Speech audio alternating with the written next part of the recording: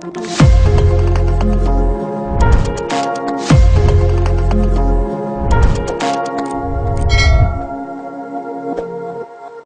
នរគ្នានៅក្នុងវីដេអូនេះដែរខ្ញុំនឹងធ្វើការបង្ហាញអ្នកនរគ្នាទាក់ទងពីរបៀបក្នុងការស្វែងរកទីតាំងបាទដែលយើងមិនស្គាល់ច្បាស់ហ្នឹងតាមរយៈផែនទីGoogle Map ហ្នឹងអញ្ចឹងមានន័យថាបើសិនបើទីតាំងណាមួយយើងអត់បែរបានទៅពីមុនមកទេហើយយើងក៏អត់ស្គាល់ដែរអញ្ចឹងអ្នកនរគ្នាត្រូវតែចេះយល់ដឹងទាក់ទងពីរបៀបក្នុងការធ្វើការស្វែងរកតាមរយៈនៅ GPS ហ្នឹងណាអូខេអញ្ចឹងអ្នកទាំងអស់គ្នាទី1អ្នកនរគ្នាត្រូវតែបញ្ជាក់នៅក្នុងចិត្តថាអ្នកនរគ្នានៅមានអ៊ីនធឺណិតចុះអ៊ីនធឺណិតអ្នកនរគ្នាអាចមាន Wi-Fi ឬក៏ local data អញ្ចឹងណាតែឥឡូវខ្ញុំសូមបង្ហាញអ្នកនរគ្នាទាក់ទងជាមួយនឹង local data ហ្នឹងពីព្រោះថានៅពេលដែលយើងទៅណាទៅណីគឺយើងនឹងមិនមាននៅអីគេ Wi-Fi ទេអ្នកនរគ្នាប្រកាសជាមានតែអ៊ីនធឺណិត data ហ្នឹងណាអូខេអ៊ីនធឺណិត data ហ្នឹង calculated data ហ្នឹងអូខេបន្តមកទៀតអ្នកនរគ្នាចូលពាក្យថាចូលទៅលើនេះមកអ្នកនរគ្នាត្រូវច្បាស់ថាអ្នកនរគ្នាបាន turn on ជាមួយនឹង location អូខេ location service ហ្នឹងមានថានៅពេលដែលយើងយក location service វានឹងមាន GPS សម្រាប់ចាប់យើងថាយើងនៅកន្លែងណាប្រកបហ្នឹងណាហើយវាធ្វើការ redirect គេថាធ្វើការមកកាន់ផ្ដាល់ឲ្យយើង location ណាមួយដែលយើងកំពុងឈរហ្នឹងណាបាទទេអ្នកនរគ្នាបើវាមក enable វាមកបន្ទាប់អ្នកនរគ្នា enable រួចហើយអ្នកនរគ្នាបិទវាចោលហើយអ្នកនរគ្នាត្រូវតែច្បាស់នៅក្នុងចិត្តថាអ្នកនរគ្នាមាននៅកម្មវិធីនេះមួយឈ្មោះថា Google បាទ Map មាន Map ហ្នឹងបើមិនជាអ្នកនរគ្នាពុំមានទេអ្នកនរគ្នាចូលទៅកាន់ Play Store ហើយធ្វើការសរសេរឈ្មោះថា Map ហើយ download យកពាក្យថា Map អូខេដូចរូបខាងក្រោមអូខេបន្តមកទៀតអ្នកនរគ្នា download ហើយអ្នកនរគ្នាចុចពាក្យថា Open មក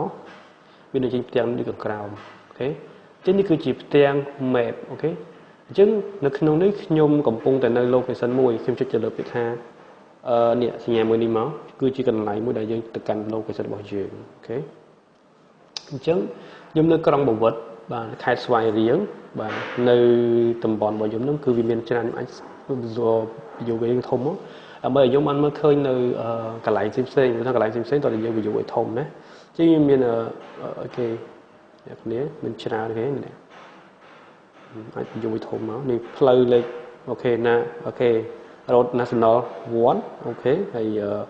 Sunflower Cafe ខ្ញុំនៅចិត្តគេChatti Unit Bank អូខេខ្ញុំនៅចិត្ត Chatti Unit Bank ចឹងឥឡូវអ្នកនរគ្នាដឹងទីតាំងអ្នកនរគ្នាហើយនេះ Acilida Bank វានៅទីនេះណានៅឆ្ងាយដែរ Acilida Bank ជិះប្រហែលជា8នាទីពីកន្លែងទីតាំងដែលខ្ញុំកំពុងស្ថិតនៅហ្នឹងណាប៉ុន្តែខ្ញុំអត់បានទាញវាយូរទេវាច្រើនទេអ្នកនរគ្នាបាទហើយអ្នកនរគ្នាអាចចុចទៅលើកន្លែងនេះដើម្បីធ្វើការ view វាទៅឲ្យមើលចុះបញ្ជាក់តិចតើតើជាមួយនឹង GPS វាមិនប្រកាសថាបានត្រូវ 100% ពេញលេញទេណាចុះវាអាចខុសបន្តិចបន្តួចអញ្ចឹងណាហ្នឹងហើយបាទតែវាច្រើនវាត្រូវអញ្ចឹងណាអូខេបន្តមកទៀតអ្នកនរគ្នាចង់ធ្វើដំណើរទៅភ្នំពេញទៅកាន់បរិយាមួយអញ្ចឹងណាតែយើងអ្នកនរគ្នាដឹងថាជិះទៅពីណាទៅណីព្រោះអ្នកនរគ្នាមិនដើរទៅណាឥឡូវអ្នកនរគ្នាចុចទៅលើកន្លែងដែល load សញ្ញាពណ៌ Q នឹងមកហើយជិះវាមកដើម្បីយើងសិតទីតាំងដែលយើងកំពុងនៅហ្នឹងនេះគឺជាកន្លែងដែលយើងបានសិតបន្តមកទៀតអ្នកនរគ្នាចូលទៅកន្លែងនេះអ្នកគ្នាវាពាក្យថាឥឡូវខ្ញុំចូលពាក្យមកខ្ញុំ search ខ្ញុំចង់ទៅកាន់កន្លែងណាឧទាហរណ៍ថាខ្ញុំវាយទៅកាន់បុរីអូខេខ្ញុំ search ថាបុរីខ្ញុំទៅកាន់បុរីលឹមជើងហាក់នៅភ្នំពេញអូខេចុចទៅវាមកអូខេបន្តមកទៀតបុរីលឹមជើងហាក់នៅភ្នំពេញនៅកន្លែងហ្នឹងណាតែយើងធ្វើមិនដើម្បីទៅកាន់នឹងបានអញ្ចឹងអ្នកគ្នាចុចពាក្យថា direction អ្នកគ្នាចុចលើនេះមកដើម្បីឲ្យវាគូកំណត់តាមយើងធ្វើឡាក់ទៅផ្លូវទៅតាមណាស្រួលឲ្យយើងជិះនៅណាហើយចំណាយពេលប្រហែលអញ្ចឹងវាចំណាយពេលបើមិនជាយើងជិះម៉ូតូនេះតាមដោយរយៈម៉ូតូណាគឺវាចំណាយពេលរយៈពេល3ម៉ោង40នាទី44នាទីបើមិនជាខ្ញុំជិះឡានខ្ញុំមានចំណាយពេលមក4ម៉ោង8នាទីអូខេហ្នឹងហើយអញ្ចឹងណាឡានទូយើងធម្មតាហ្នឹងយើងជិះអញ្ចឹងអូខេអញ្ចឹងអ្នកនរគ្នាជិះមួយណាក៏បានតែជិះអ្នកនរគ្នាទៅយើងមានជិះតាមរយៈរថភ្លើងមានជិះតាមរយៈរថភ្លើងអត់មានទេអត់ស្គាល់ទេថាតែឡើយអត់មានរថភ្លើងណាដើរមួយថ្ងៃអញ្ចឹងណាបើម៉ូតូដើរផ្លូវវាស្រួលជិះឡើងវាអាចស្ទះចរាចរណ៍អញ្ចឹងណាអូខេហ្នឹងហើយ ចឹងអ្នកនរគ្នានេះកន្លែងនេះគឺជាកន្លែងទីតាំងដែលយើងកំពុងដំណើរការទៅហើយអញ្ចឹងអ្នកនរគ្នាអាចចូលទៅកាន់កន្លែង direct ចឹងសិនទៅយើងធ្វើដំណើរទៅតាមហ្នឹងទៅហើយយើងបើក GPS ដើររហូតអូតូរហូតចឹងអ្នកនរគ្នានឹងឃើញប្រកន្លែងហ្នឹងអូខេនេះគឺជាបរិយាល័យជិះហាក់ហ្នឹងហើយណានេះយើងអាច scroll មកកន្លែងនេះហើយ